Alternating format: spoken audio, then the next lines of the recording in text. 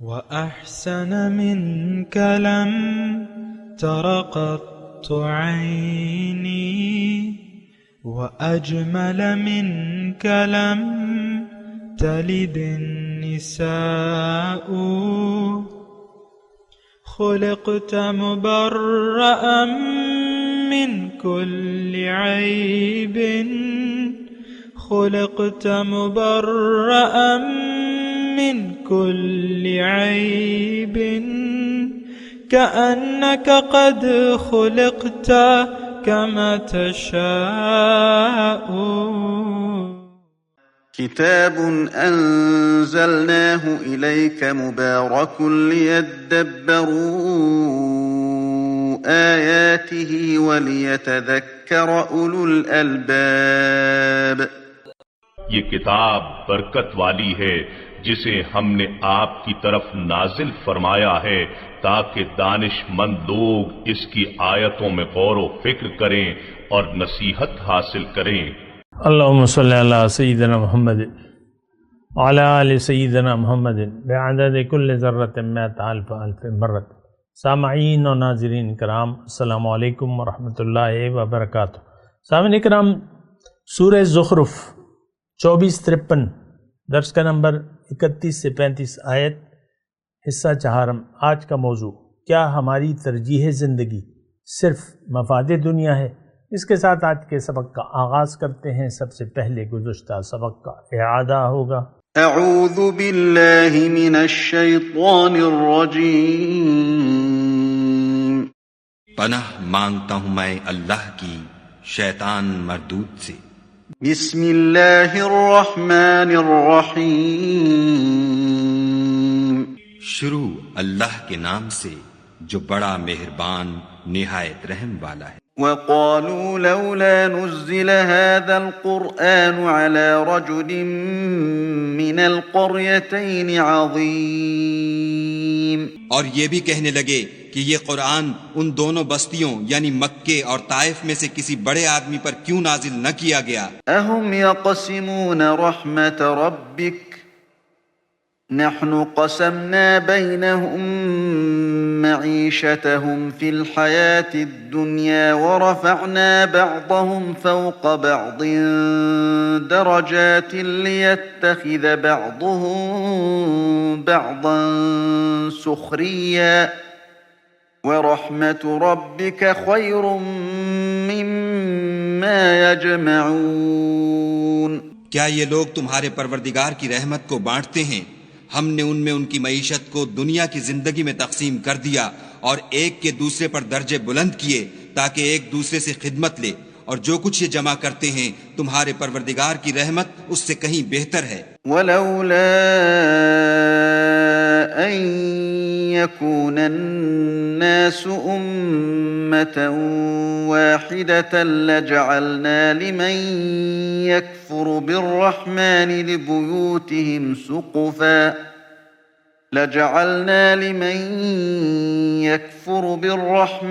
لِبُيُوتِهِمْ سُقُفًا مِّن فِضَّةٍ وَمَعَارِجَ عَلَيْهَا يَظْهَرُونَ. اور اگر یہ خیال نہ ہوتا کہ سب لوگ ایک ہی جماعت ہو جائیں گے تو جو لوگ خدا سے انکار کرتے ہیں ہم ان کے گھروں کی چھتیں چاندی کی بنا دیتے اور سیڑھیاں بھی جن پر وہ چڑھتے. وَلِبُيُوتِهِمْ أَبْوَابًا وَسُرُرًا عَلَيْهَا يَتَّكِئُونَ. اور ان کے گھروں کے دروازے بھی اور تخت بھی جن پر تکیہ لگاتے ہیں. وَزُخْرُفًا وَإِن كُلُّ ذَلِكَ لَمَّا مَتَاعُ الْحَيَاةِ الدُّنْيَا وَالْآخِرَةُ عِندَ رَبِّكَ لِلْمُتَّقِينَ. اور خوب تجمل و آرائش کر دیتے، اور یہ سب دنیا کی زندگی کا تھوڑا سا سامان ہے، اور آخرت تمہارے پروردگار کے ہاں پرہیزگاروں کے لیے ہے. سامعین اکرام، سورہ زخرف آیت نمبر 31. وقالوا لولا نزل هذا القرآن على رجل من القريتين عظیم. کہتے ہیں کہ قرآن دونوں شہروں کے بڑے آدمیوں میں سے کسی پر کیوں نہ نازل کیا گیا. اہم یقسمون رحمت ربک، کیا آپ کے رب کی رحمت یہ تقسیم کرنے والے ہیں؟ نحن قسمنا بینہم معیشتہم فی الحیات الدنیا، دنیا کی زندگی میں ان کی گزر بسر کے ذرائع تو ہم نے ان کے درمیان تقسیم کر دیے ہیں۔ ورفعنا بعضہم فوق بعض درجات لیتخذ بعضہم بعضا سخریہ، اور ان میں سے کچھ لوگوں کو کچھ دوسرے لوگوں پر ہم نے فوقیت دی ہے تاکہ یہ ایک دوسرے سے خدمت کا کام لیں۔ وَرَحْمَتُ رَبِّكَ خَيْرٌ مِّمَّا يَجْمَعُونَ، اور تیرے رب کی رحمت اس دولت سے زیادہ قیمتی ہے جو یہ سمیٹ رہے ہیں، جمع کر رہے ہیں۔ وَلَوْلَا أَن يَكُونَ النَّاسُ أُمَّةً وَاحِدَةً، اور اگر یہ اندیشہ نہ ہوتا کہ سارے لوگ ایک ہی طریقے کے ہو جائیں گے، لَجَعَلْنَا لِمَن يَكْفُرُ بِالرَّحْمَنِ لِبُيُوتِهِمْ سُقَفًا مِّن فِضَّةٍ وَمَعَارِجَ عَلَيْهَا يَظْهَرُونَ، تو ہم خدائے رحمان سے کفر کرنے والوں کی گھروں کی چھتیں اور ان کی سیڑھیاں جس سے وہ اپنے بالاخانوں پر چڑھتے ہیں، وَلِبُيُوتِهِمْ أَبْوَابًا وَسُرُرًا عَلَيْهَا مُتَّكِئُونَ وَزُخْرُفًا، اور ان کے دروازے اور ان کے تخت جس پر وہ تکیہ لگا کر بیٹھتے ہیں سب چاندی اور سونے کے بنوا دیتے۔ وَإِن كُلُّ ذَلِكَ لَمَّا مَتَاعُ الْحَيَاةِ الدُّنْيَا، لیکن یہ تو محض حیات دنیا کی زندگی کی متاع ہے، عارضی فائدہ اٹھانا ہے۔ وَالْآخِرَةُ عِنْدَ رَبِّكَ لِلْمُتَّقِينَ، اور آخرت تیرے رب کے ہاں صرف متقین کے لیے ہے۔ سامعین کرام، سورہ زخرف اس کے مضامین جاری ہیں، ہم اس پر غور و خوض کر رہے ہیں، اور گزشتہ سبق میں ہم نے نحن قسمنا بینہم معیشتہم فی الحیات الدنیا پر بات کی تھی۔ دیکھیں اس میں جو اعتراض تھا وہ یعنی وَقَالُوا لَوْلَا نُزِّلَ هَذَا الْقُرْآنُ عَلَى رَجُلٍ مِّنَ الْقَرْيَتَيْنِ عَظِيمٍ، یعنی رسول صلی اللہ علیہ وسلم تشریف لائے، ہدایت لے کے آئے اور ہدایت پیش کی۔ اب چاہیے تو یہ تھا کہ لوگ اس ہدایت کو قبول کر لیتے اور پیغمبر کی تکریم کرتے اور ان کے کہنے کے مطابق زندگی گزارتے، یا ان کے طریقے کے مطابق زندگی گزارتے، نہ یہ کہ ان کا انکار کرتے اور حق نہ قبول کرنے کے بہانے تلاش کرتے۔ دیکھیں یہ تو یعنی ایک بات انہوں نے کہی نا کہ بھئی یہ جو قرآن ہے یہ کسی مالدار آدمی پر، کسی صاحب حیثیت پر نازل ہونا چاہیے تھا، یہ ہیلے بہانوں کی بات ہے۔ اچھا، یہ ہیلے بہانے تو آج ہم بھی کرتے ہیں، یہ بات بھی میں آپ کو نوٹ کرا دوں۔ آپ دیکھ لیں، میں تو اس کی تفصیل میں نہیں جاتا کہ کیا کیا ہیلے بہانے، میری تو قسمت میں نہیں ہوگا، اور یہ تو اللہ تعالیٰ نے تقسیم کر دی ہے، جس کو چاہے نیک بنا دے، جس کو چاہے نہ بنائے، اور جس کو چاہے ہدایت دے، جس کو چاہے گمراہ کر دے۔ ایسے مختلف چیزیں جو ہیں ہم نے اپنے ذہن میں میری تو قسمت میں نہیں ہوگا وغیرہ وغیرہ جو بھی ہیں۔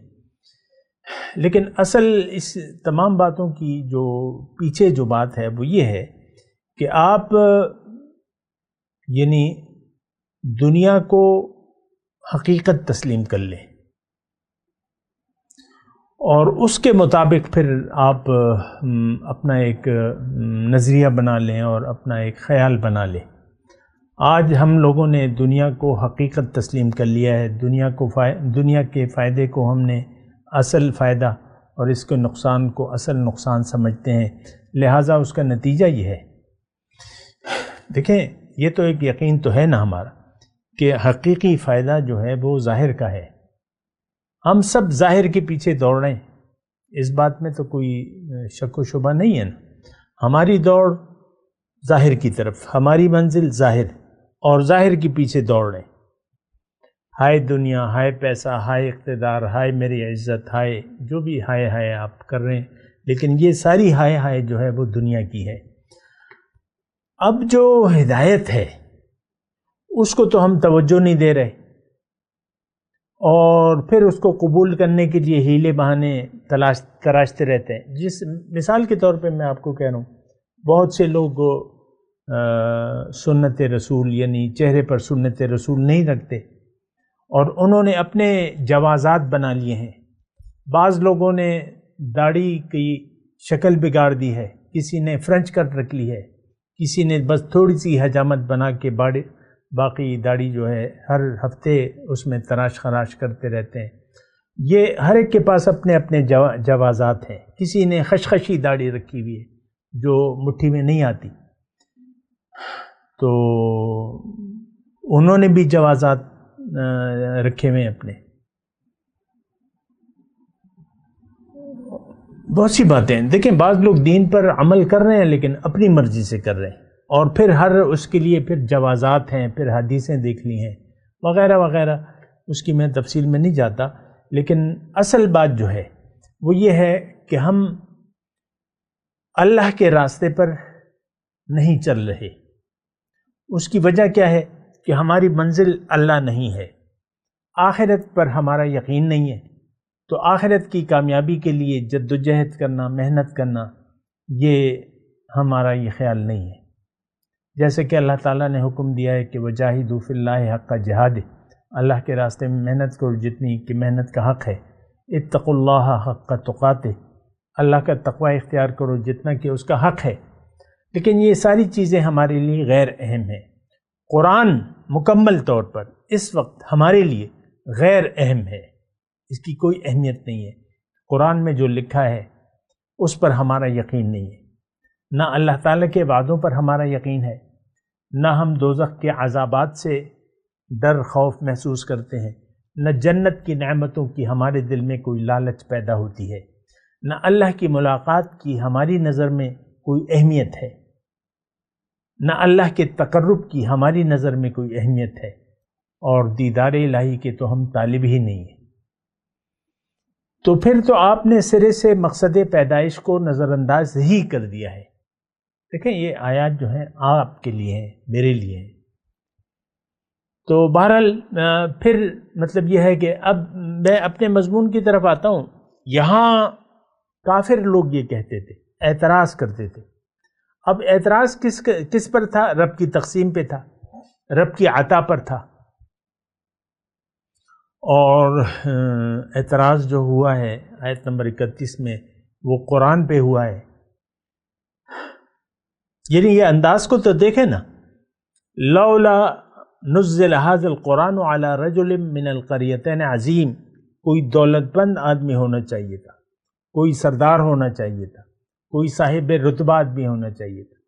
حضور صلی اللہ علیہ وسلم تو عالی نسب تھے، اور خاندان بھی ان کا سب سے اعلیٰ خاندان تھا، لیکن مالی لحاظ سے تو نہیں تھے، یعنی ظاہری لحاظ سے تو ان کے پاس ایسی دولت تو نہیں تھی۔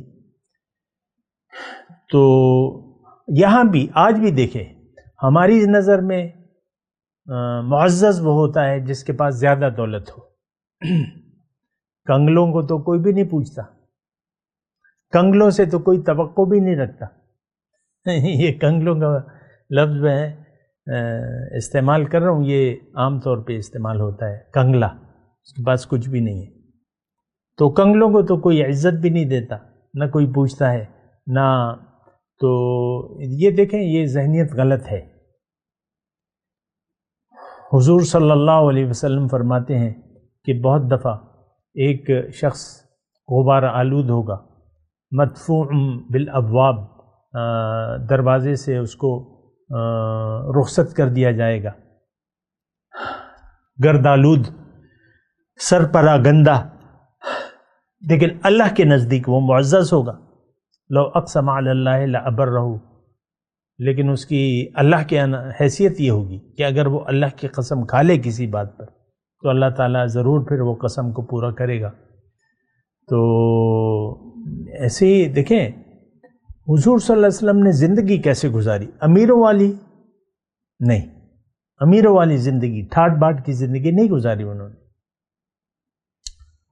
حضور صلی اللہ علیہ وسلم کو پیشکش ہوئی تھی، پوچھا گیا تھا کہ آپ بادشاہ اور پیغمبر بننا چاہتے ہیں یا مسکین اور پیغمبر بننا چاہتے ہیں. تو پھر حضور صلی اللہ علیہ وسلم نے بادشاہ پیغمبر بننا قبول نہیں کیا. مشہور حضور صلی اللہ علیہ وسلم کا قول ہے، دعا ہے بلکہ، اللہم احیینی مسکینا وَأَمِتْنِي مِسْكِينًا وَاحْشُرْنِي فِي زُمْرَةِ الْمَسَاكِينَ او کما قال رسول. اے اللہ مجھے مساکین کے زمرے میں زندہ رکھ، اور مسکینی کی حالت میں مجھے موت دے، اور مجھے مسکینوں کے زمرے میں اٹھا. حضور صلی اللہ علیہ وسلم جب وفات پا رہے تھے تو ایک زرہ انہوں نے یہودی کے پاس رہن رکھ دی تھی، کچھ راشن کے عوض. یہ حالت تھی، اور ساری زندگی ان کی دیکھ لیں. اچھا بہرحال میں یہ بات کر رہا ہوں کہ دیکھیں یہ ایک ذہنیت ہے کہ ہم دنیا کو اچھا سمجھتے ہیں، دنیا کی مالداری کو اچھا سمجھتے ہیں، زیادہ مال و دولت کو ہم پسند کرتے ہیں. تو یہ بات غلط ہے، یہ ذہنیت غلط ہے. اللہ تعالیٰ دیکھیں عاجزی کو پسند کرتا ہے. اللہ تعالیٰ یعنی جو عاجزی کی بات ہو رہی ہے، ان الذین یخشون ربهم بالغیب لهم مغفرۃ واجر کبیر، جو لوگ اپنے رب سے بن دیکھے ڈرتے ہیں ان کے لیے اجر ہے، ان کے لیے بخشش بھی ہے. تو عاجزی کو اللہ تعالیٰ پسند کرتا ہے. غرور، تکبر، بڑائی، اس کو اللہ تعالیٰ پسند نہیں کرتا. تو اب یہ باتیں، ہماری جو باتیں ہیں یہ ساری بڑائی والی ہیں، اور متکبرین کو ہم پسند کرتے ہیں، دولت مندوں کو. آپ دیکھ لیں نا، آپ کے لیڈر جب آپ کو کال دیتے ہیں، سیاسی لیڈر یا جو اسلام آباد کے مذہبی لیڈر ہیں، جب آپ کو کال دیتے ہیں تو بس سب لوگ چلے آتے ہیں، ہزاروں کا لاکھوں کا مجمع اکٹھا ہو جاتا ہے. ہم ظاہر کے طالب ہیں، دین کا بھی ہم نے ظاہر کو لیا ہوا ہے. اور اکثر مطلب میں اس کی اب تفصیل میں نہیں جاتا، لیکن میں اپنے مضمون تک رہتا ہوں کہ اللہ تعالیٰ نے یہ دنیا، اس میں مضمون یہ ہے، یعنی یہ جو آیت ہم پڑھ رہے ہیں اس میں اللہ تعالیٰ فرما رہے کہ تمہارا تو اے انسان، تم تو متکبر بنے ہوئے ہو، میرے کاموں پہ اعتراض کر رہے ہو، میری تقسیم پر بھی تمہارا اعتراض ہے، حالانکہ تمہارے یعنی تمہارے اختیار میں تو اپنا نصیب بھی نہیں ہے. تمہاری اپنی حالت میری مرضی کی محتاج ہے، میں جس کو چاہوں. وَأَنَّهُ هُوَ أَغْنَى وَأَقْنَى اللہ یبسط الرزق لمن یشاء وَيَقْدِرُ اللہ. اللہ تعالیٰ جس کا چاہے رزق فراخ کر دیتا ہے، جس کا چاہے تنگ کر دیتا ہے.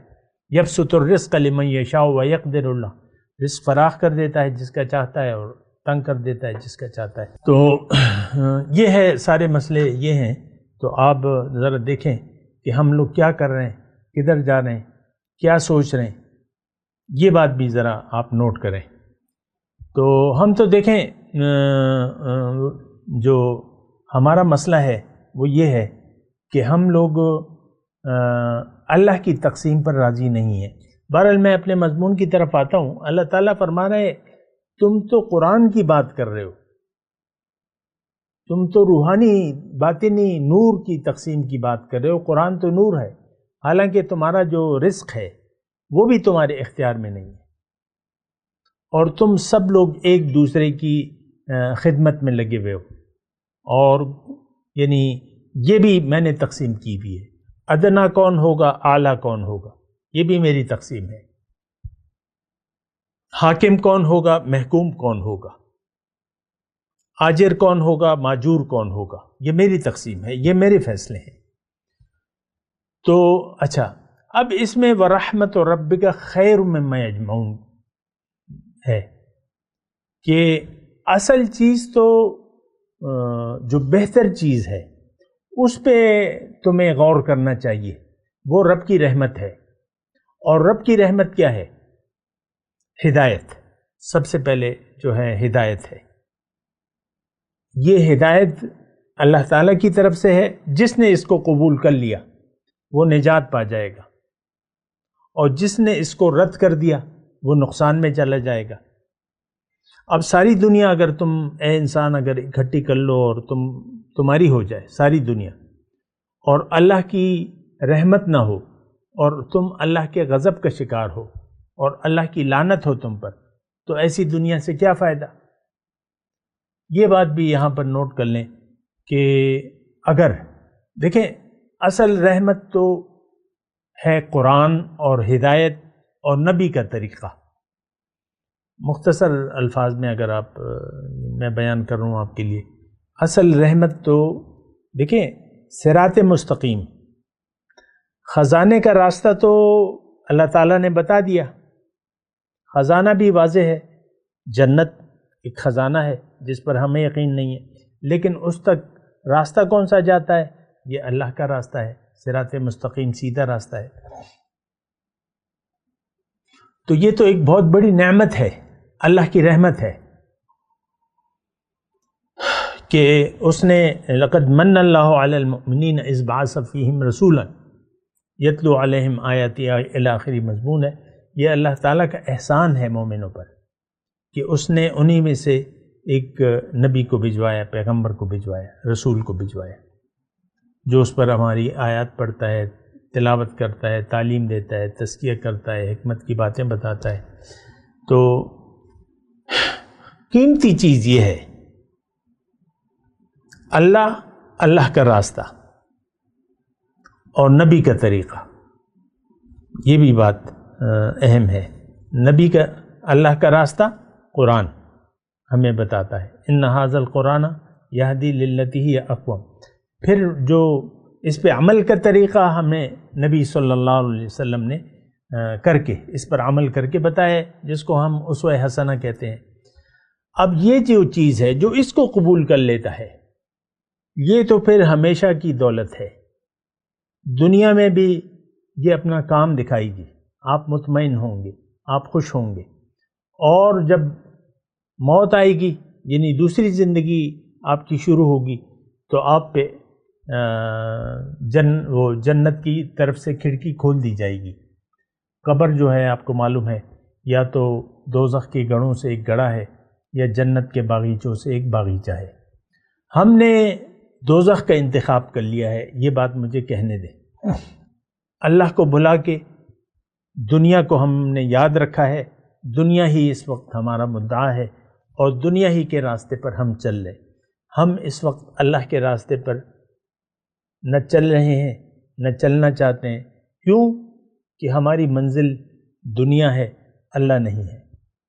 بہرحال رحمت ربک خیر مما یجمعون، جو کچھ بھی آپ جمع کر رہے ہیں، دیکھیں جو کچھ بھی آپ جمع کر لیں گے وہ آخر کار آپ اس کو چھوڑ کے چلے جائیں گے، یہ آپ ساتھ نہیں لے جا سکتے۔ جو بھی ہے یہ تو وبال جان ہے، اگر اللہ کی رحمت سے آپ نے فائدہ نہیں اٹھایا تو جو کچھ بھی ہے یہ وبال جان ہے آپ کا۔ تو بہرحال وَرَحْمَتُ رَبِّكَ خَيْرٌ مِّمَّا يَجْمَعُونَ۔ اب آگے چلتے ہیں، وَلَوْلَا أَن يَكُونَ النَّاسُ أُمَّةً وَاحِدَةً۔ یہ ترجمہ میں نے پڑھ کے سنایا بھی ہے، لیکن اب یعنی اس میں بات کر رہے ہیں تو ایک مرتبہ پھر ترجمہ سن لیں کہ اگر یہ اندیشہ نہ ہوتا، وَلَوْلَا أَن يَكُونَ النَّاسُ أُمَّةً وَاحِدَةً، اگر یہ اندیشہ نہ ہوتا کہ سارے لوگ ایک ہی طریقے کے ہو جائیں گے، لَجَعَلْنَا لِمَن يَكْفُرُ بِالرَّحْمَنِ، تو ہم بنا دیتے جنہوں نے رحمان سے انکار کیا. لِبُيُوتِهِمْ سُقَفًا مِّن فِضَّةٍ وَمَعَارِجَ عَلَيْهَا يَظْهَرُونَ، تو ہم ان کے گھروں کی چھتیں اور ان کی سیڑھیاں جس سے وہ اپنے بالاخانوں پر چڑھتے ہیں. وَلِبُيُوتِهِمْ أَبْوَابًا وَسُرُرًا عَلَيْهَا يَتَّكِئُونَ وَزُخْرُفًا، اور ان کے دروازے اور ان کے تخت جن پر وہ تکیہ لگا کر بیٹھتے ہیں تو ہم اس کو سونے چاندی کا بنا دیتے. اب چھت سونے کی ہو گئی، سیڑھیاں چاندی کی ہو گئیں، تخت سونے کے ہو گئے اور دروازے جو ہے چاندی کے ہو گئے. کوئی تصور کر سکتے ہیں؟ ایسا معاملہ تو ابھی تک نہیں ہے. زیادہ سے زیادہ کسی دروازے پر آپ سونا چڑھا دیتے ہیں یا تھوڑا سا کچھ کر دیتے ہیں، جیسے کہ خانہ کعبہ کے دروازے پہ سونا چڑھا ہوا ہے، یا ادھر ہمارے داتا دربار کے دروازے پر ایک دروازہ ہے تو اس پہ ہے تھوڑا سا سونا. بہرحال تو میں آپ کو کہہ رہا ہوں کہ دیکھیں یہ ساری چھتیں، کوئی چھت آپ نے سونے کی دیکھی ہے؟ کوئی تخت سونے کا اور چاندی کا دیکھا ہے؟ ایسا نہیں ہے. لیکن اس میں جو اچھا وَإِن كُلُّ ذَلِكَ لَمَّا مَتَاعُ الْحَيَاةِ الدُّنْيَا، اور یہ تو محض حیات دنیا کی متاع ہے، عارضی تھوڑا سا فائدہ اٹھانا ہے.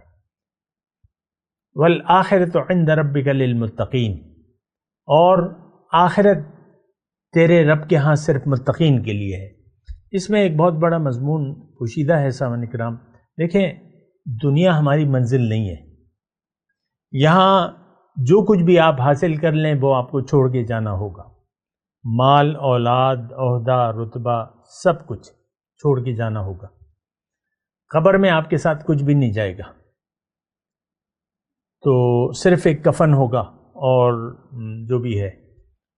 تو یہ چیز یعنی جانے والی نہیں ہے آپ کے ساتھ. آپ اسے حاصل مستقل طور پہ نہیں کر سکتے. عارضی طور پہ آپ ایک انڈسٹریل اسٹیٹ کے مالک بن جائیں گے، جیسا کہ ہمارے وہ ہیں رحمان ہیں جو بھی ہیں بحریہ ٹاؤن کے جو مالک ہیں، ملک ریاض نام ہے، بس ملک ریاض صاحب کا نام ہے کہ یہ ٹاؤن شپ کے مالک ہیں. اب جو بھی ہے عمر کے جس حصے بھی میں ہے، میرے خیال سے مجھ سے بڑے ہی ہوں گے، لیکن بس اب پھر اس کے بعد مطلب وہ چھوڑ کے چلے گئے، پھر بیٹے چلے جائیں گے. کیا ہے یعنی یہ صرف نام ہے جو آپ کے یعنی ایک نام چل رہے ہیں. پٹوار خانے میں آپ کا نام لکھا ہوا ہے، بس کاغذ پہ آپ کا نام لکھا ہوا ہے. بہرحال میں آپ کو یہ کہہ رہا ہوں یہاں مضمون کیا ہے اس پہ تھوڑا سا میں آپ کو بتا رہا ہوں. اللہ تعالیٰ فرما رہا ہے کہ ان چیزوں کی میرے ہاں کوئی حیثیت نہیں ہے. اگر یہ اندیشہ نہ ہوتا مجھے کہ سارے لوگ جو ہیں وہ کافر بن جائیں گے تو میں کافروں کو یہ سب کچھ دے دیتا. ان کے گھروں کی چھتیں، ان کی سیڑھیاں، ان کے دروازے، ان کے تخت، یہ سب سونے چاندی کے بنا دیتا. دیکھیں ایک حدیث میں آپ کو سناتا ہوں. حدیث ہے حضور صلی اللہ علیہ وسلم فرماتے ہیں کہ اللہ کے نزدیک دنیا اور ما فیہا جو بھی نعمتیں ہیں اس کی حیثیت قدر اللہ کے نزدیک اگر ایک مچھر کے پر کے برابر ہوتی تو کافروں کو اس کا ایک گھونٹ بھی نہ پلاتا. اب مچھر کا پر کتنا بے قدر و قیمت ہے آپ کے لیے، تو اسی سے آپ اپنا حساب کر لیں کہ کیا قدر ہے. دیکھیں یہ جو کچھ بھی ہم جسے قیمتی سمجھتے ہیں یہ تو اللہ تعالیٰ کی تخلیقات ہیں، اللہ نے بنایا ہے. تو پھر اللہ اور اس کی طاقت، اس کی ملکیت، اس کا تو کوئی حد و حساب نہیں ہے. اور یقیناً یعنی یہ مثال کے طور پہ 8 ارب لوگ ہیں دنیا میں، مثال کے طور پہ میں بات کر رہا ہوں. یہ سب جو ہیں اللہ تعالیٰ چاہے تو سونا اور چاندی وافر مقدار میں کر لے. یہ اچھی دھاتیں ہیں، ان پہ رنگ پالش اچھا لگ جاتا ہے. تو 8 ارب لوگوں کو یعنی اگر دے دے اور اس کی وہی قیمت رہے جو کہ ہے، تو لوگ تو اسی کے پیچھے دیوانے ہو جائیں گے. دیکھیں، ہم اس وقت بھی دنیا کے دیوانے ہیں. دنیا ہی ہماری منزل ہے. کسی کے پاس اگر ہے یا نہیں ہے، وہ دنیا ہی کا طلبگار ہے. یہ بات بھی نوٹ کر لیں. یعنی چاہت تو ہماری دنیا کی ہے، اور ہم نے ساری زندگی دنیا کے لیے وقف کر دی ہے. دنیا کو منزل بنا لیا ہے. رخ بھی ہمارا دنیا کی طرف ہے اور منزل بھی دنیا ہے. اللہ نہ ہماری منزل ہے، نہ اس کو ہم مقصود حیات بنانا چاہتے ہیں. تو بات کریں گے انشاءاللہ. ابھی میں تلاوت کرتا ہوں، میرے ساتھ دہرائیے. اعوذ باللہ من الشیطان الرجیم. بسم اللہ الرحمن الرحیم. وقالوا لولا نزل هذا القرآن على رجل من القريتين عظيم أهم يقسمون رحمة ربك نحن قسمنا بينهم معيشتهم في الحياة الدنيا ورفعنا بعضهم فوق بعض درجات ليتخذ بعضهم بعضا سخريا ورحمة ربك خير مما يجمعون ولولا أن يكون الناس أمة واحدة لجعلنا لمن يكفر بالرحمن لبيوتهم سقفا من فضة ومعارج عليها يظهرون وَلِبُيُوتِهِمْ أَبْوَابًا وَسُرُرًا عَلَيْهَا يَتَّكِئُونَ وَزُخْرُفًا وَإِن كُلُّ ذَلِكَ لَمَّا مَتَاعُ الْحَيَاةِ الدُّنْيَا وَالْآخِرَةُ عِندَ رَبِّكَ لِلْمُتَّقِينَ. اب ان آیات کی تلاوت اور ترجمہ. اعوذ باللہ من الشیطان الرجیم. پناہ مانگتا ہوں میں اللہ کی شیطان مردود سے. بسم اللہ الرحمن الرحیم. شروع اللہ کے نام سے جو بڑا مہربان نہایت رحم والا ہے. وقالوا لولا نزل هذا القرآن على رجل من القريتين عظيم. اور یہ بھی کہنے لگے کہ یہ قرآن ان دونوں بستیوں یعنی مکے اور طائف میں سے کسی بڑے آدمی پر کیوں نازل نہ کیا گیا. اهم يقسمون رحمة ربك نحن قسمنا بينهم معيشتهم في الحياة الدنيا ورفعنا بعضهم فوق بعض درجات ليتخذ بعضهم بعضا سخريا ورحمة ربك خير مما يجمعون. کیا یہ لوگ تمہارے پروردگار کی رحمت کو بانٹتے ہیں؟ ہم نے ان میں ان کی معیشت کو دنیا کی زندگی میں تقسیم کر دیا اور ایک کے دوسرے پر درجے بلند کیے تاکہ ایک دوسرے سے خدمت لے، اور جو کچھ یہ جمع کرتے ہیں تمہارے پروردگار کی رحمت اس سے کہیں بہتر ہے. ولولا ان يكون الناس أمة واحدة لجعلنا لمن يكفر بالرحمن لبيوتهم